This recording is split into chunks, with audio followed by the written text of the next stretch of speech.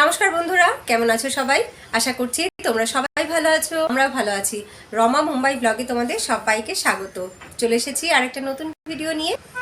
পুরো দিনটা একা একাই কাটালাম। সেই সকালবেলা চলে গেছে অফিসে, বাবাই চলে গেছে স্কুলে, আর তারপরে তোমাদের সাথে শেয়ার করলাম আমার বিয়ের অ্যালবাম, যেটা আমি বসে বসে দেখে বেশ অনেকটা সময় পাস করলাম এবং সুন্দর সময় পাস করলাম।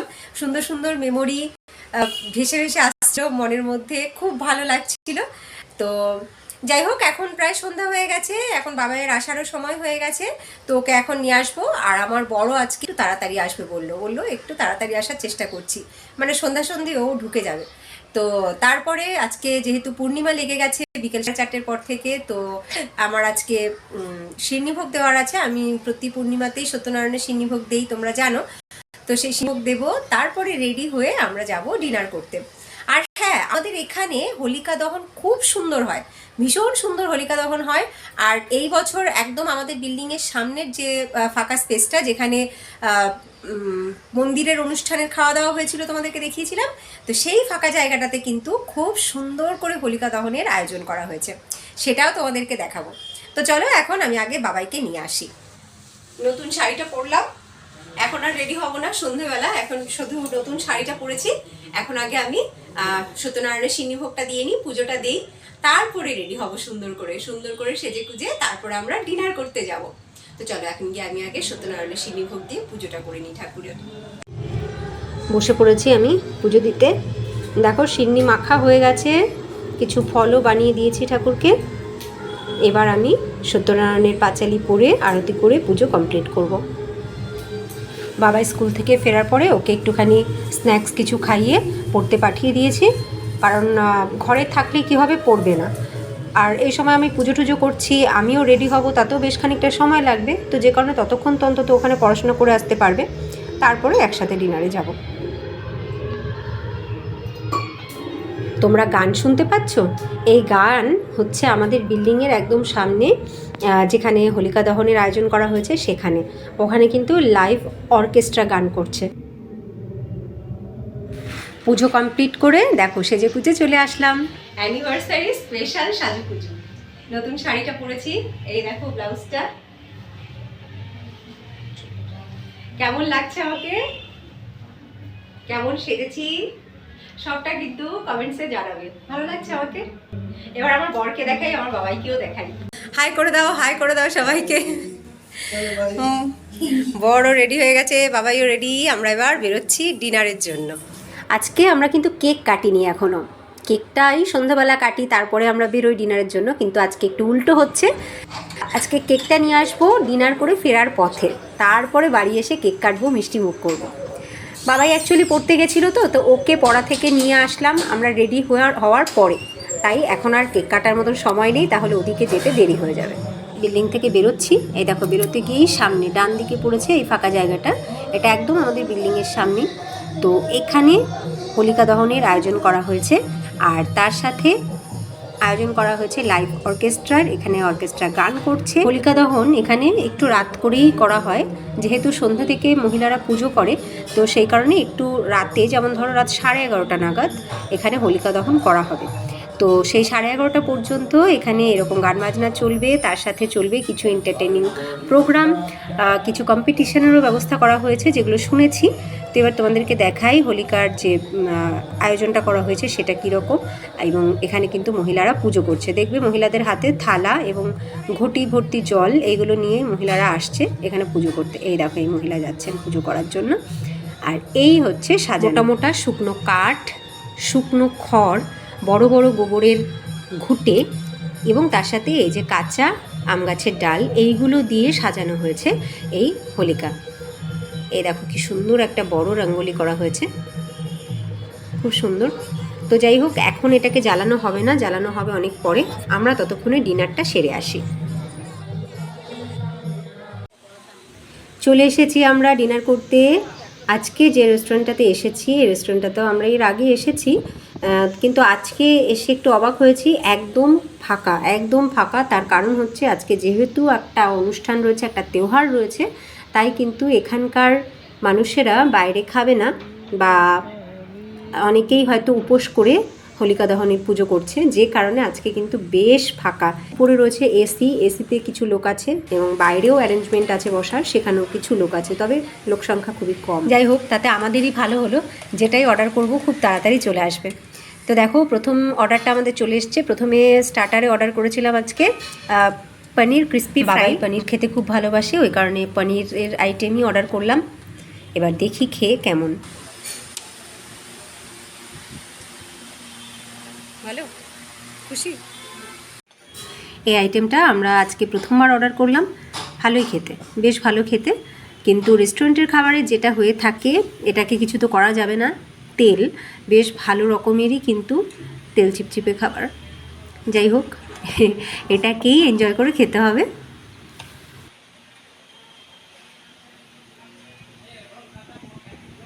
স্টার্টার ফিনিশ হতে না হতে চলে এসেছে আমাদের মেন কোর্স। আজকে আমাদের মেন কোর্সে আমরা অর্ডার করেছিলাম তন্দুরি রুটি। তন্দুরি রুটির সাথে ভেজ পোলাও আর ভেজ কোলাপুরি।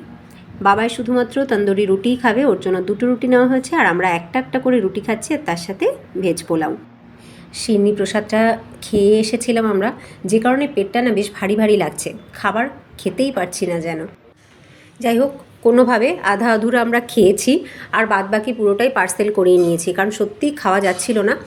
এখন আমরা লাস্টে যেটা আমরা সবসময় নিয়ে থাকি কম্পালসারিলি, সেটা হচ্ছে বাটার মিল্ক। তো এই বাটার মিল্কটাই শান্তি করে খাচ্ছি, সত্যি বলছি, এটাই একমাত্র শান্তি করে খাচ্ছি। তো আমাদের বিলও দেখো চলে এসছে। আমাদের বাটার মিল্ক শেষ হলে বিল পে করে পার্সেলগুলো নিয়ে বাড়ির দিকে গুটি গুটি পায়ে রওনা দেব। আজ খুব তাড়াতাড়ি আমাদের ডিনার কমপ্লিট হয়ে গেল, যেহেতু একদমই ফাঁকা বলা যায় রেস্টুরেন্ট, তো খুব তাড়াতাড়ি আমাদের অর্ডার ডেলিভারি দিয়ে দিয়েছে। আমরা খেয়ে দিয়ে বেরিয়ে আসলাম। এখন এই বেরোনোর পথে নেওয়া হলো কেক। বাড়িতে গিয়ে আমরা কেকটা কাটবো। অ্যাকচুয়ালি কেকটা বাবাইয়ের জন্যই কাটা হচ্ছে। ও কেকটা না কাটলে যেন সেলিব্রেশন কমপ্লিট হলো না, এরকমটা মনে করে। সেই কারণে একটা ছোট্ট কেক আমরা নিয়েছি, যেটা বাড়ি গিয়ে কাটবো এবং মিষ্টি মুখ করবো। হাঁটি হাঁটি পাপা করে আমরা চলে এসেছি। এইখানে আসার পরে দেখতে পাচ্ছি এখন এখানে আগুনটা লাগানো হবে। তো এখন বাজে রাত 11টা। খেয়াল করে দেখতে পাবে সবাই কিন্তু খুব সুন্দর করে রেডি হয়ে তবেই আসে। খুব ভক্তিভরে এখানে পুজো করে। দেখো, সব পুরুষেরাও কি সুন্দর ভক্তিভরে এখানে পুজো করছে। আর এতক্ষণ সমস্ত মহিলারা পুজো করে গেছে। আর মহিলাদেরকেও তোমরা খেয়াল করলে দেখতে পাবে কি সুন্দর সবাই সেজে আসে, ঠিক যেন বিয়ে বাড়িতে গেছে।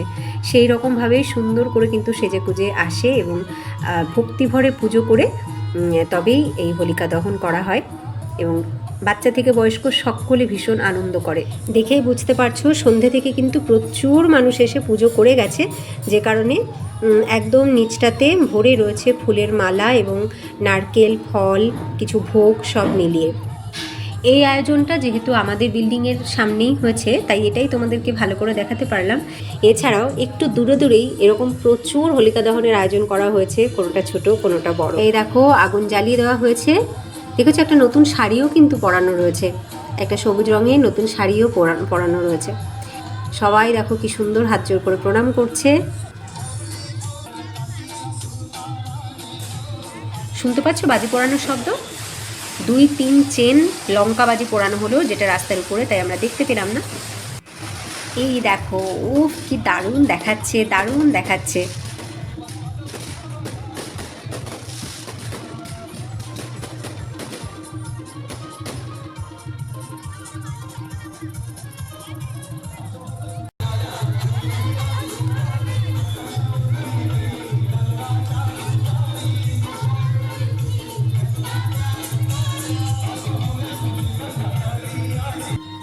অনুষ্ঠান এখন শেষের পথে, কারণ এখানে হোলিকা দহন হয়ে গেছে।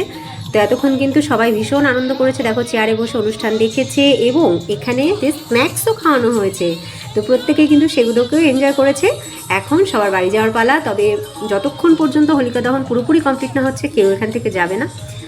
দেখো, এই একটা যে বাঁশের কঞ্চি দেখতে পাচ্ছ, তাতে প্রচুর পাঁপড় লাগানো রয়েছে। ওগুলো কিন্তু সবাই পুজো করে প্রসাদ হিসেবে ওখানে লাগিয়ে রেখেছে, ঝুলিয়ে দিয়েছে।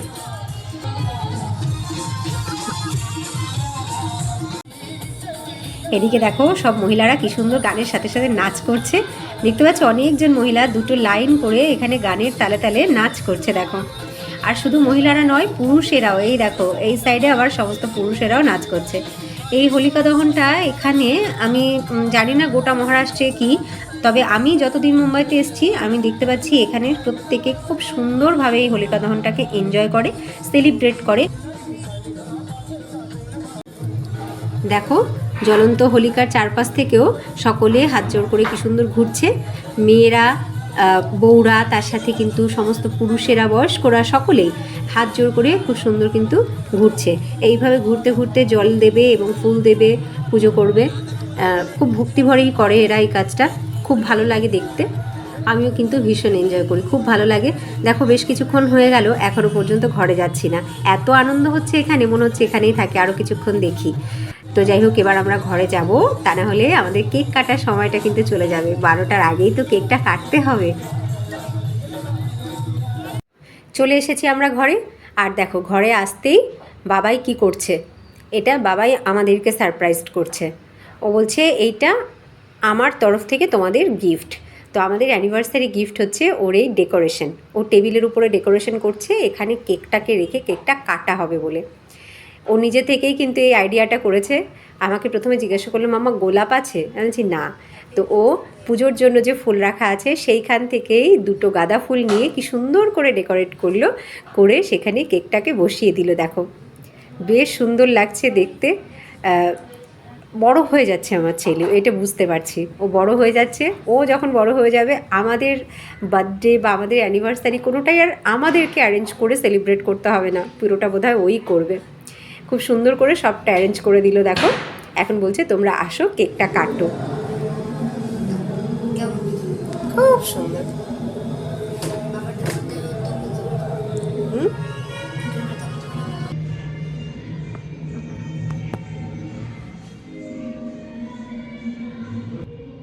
Happy anniversary to us. Happy anniversary to us. Happy anniversary to us. Happy anniversary.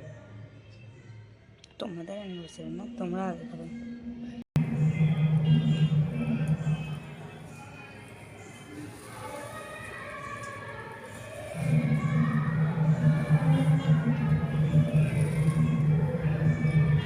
বাবা আমি একটু খাইয়ে দিই।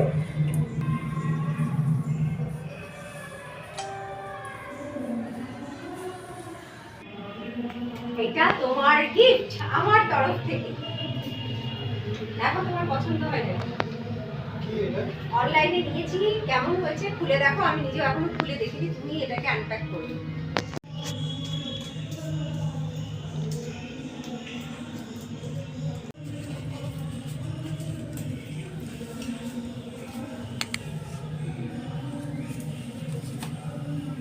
দেখো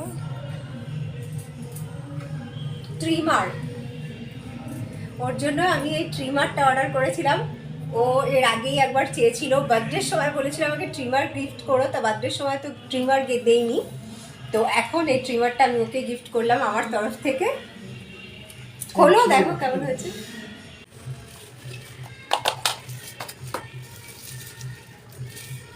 দেখো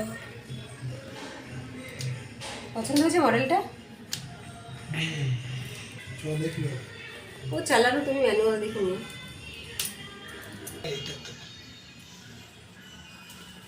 এটা তো আগেই দিয়েছিলে, আজকে আর একবার দিলে। এই হচ্ছে আমার অ্যানিভার্সারি গিফট। এই গিফটটা কেনা হয়েছিল আগেই, আমি দেখিয়েছিলাম অন্য আরেকটা জিনিস যার সাথে এটা কেনা হয়েছিল, কিন্তু তখন আমি দেখাইনি, তখন বলেছিলাম এটা সারপ্রাইজ থাক। তো আজকে সেই সারপ্রাইজটা রিভিল করছি। ধরো তুমি দেখাও।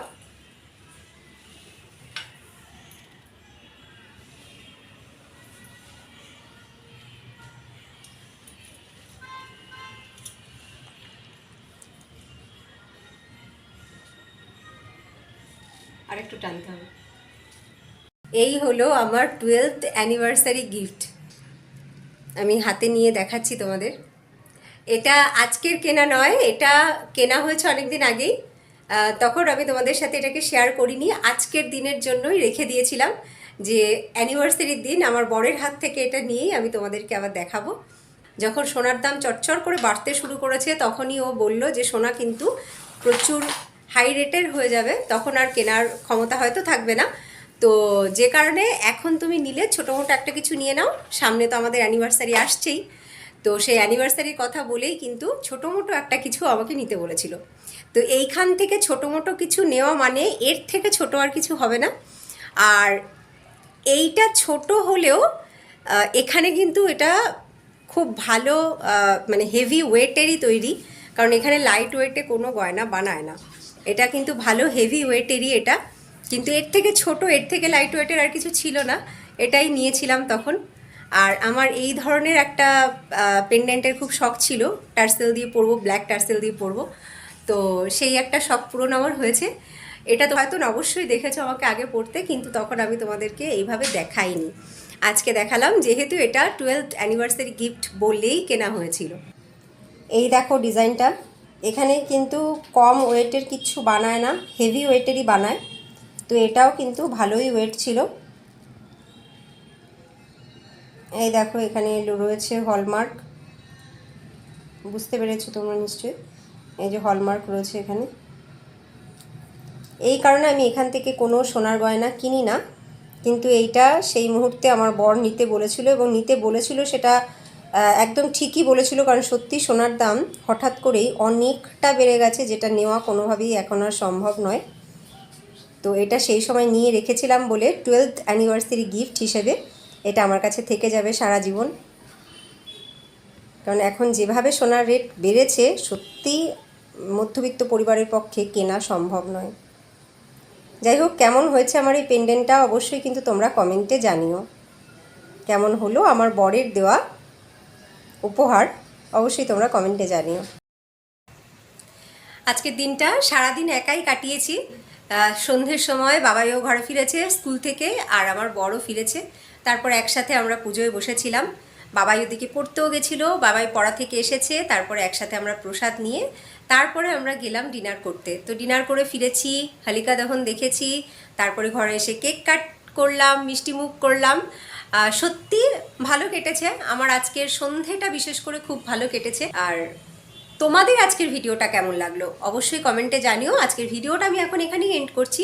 তোমাদের যদি ভিডিওটা ভালো লাগে অবশ্যই লাইক করো, আর নতুন বন্ধুরা যদি তোমাদের ভালো লাগে লাইক করে সাবস্ক্রাইব করে আমাদের সাথে থেকো, আমাদের পরিবারের সদস্য হয়ে থেকো। আবার তোমাদের সাথে দেখা হবে নেক্সট ভিডিওতে। ততক্ষণ তোমরা সবাই ভালো থেকো, সুস্থ থেকো, টাটা।